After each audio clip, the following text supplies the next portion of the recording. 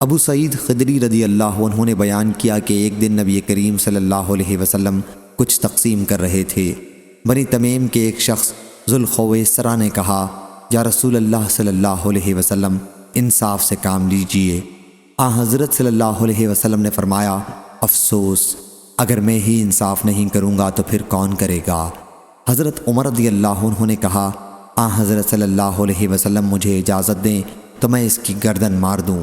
آپ نے فرمایا کہ نہیں، اس کے کچھ قبیلے والے ایسے لوگ پیدا ہوں گے کہ تم ان کی نماز کے مقابلے میں اپنی نماز کو معمولی سمجھو گے، اور ان کے روزوں کے مقابلے میں اپنے روزے کو معمولی سمجھو گے، لیکن وہ دین سے اس طرح نکل چکے ہوں گے جس طرح تیر شکار سے نکل جاتا ہے۔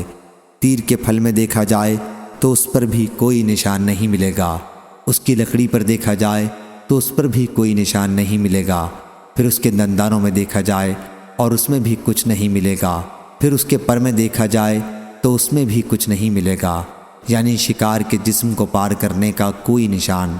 تیر لید اور خون کو پار کر کے نکل چکا ہوگا۔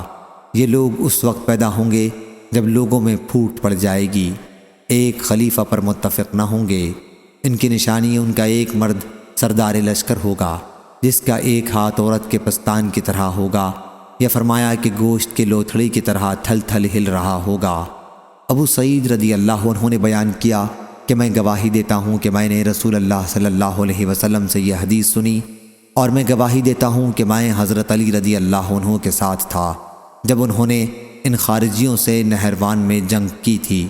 مقتولین میں تلاش کی گئی تو ایک شخص انہی صفات کا لایا گیا جو حضور اکرم صلی اللہ علیہ وسلم نے بیان کی تھیں۔ اس کا ایک ہاتھ پستان کی طرح کا تھا۔ صحیح بخاری حدیث نمبر 6163۔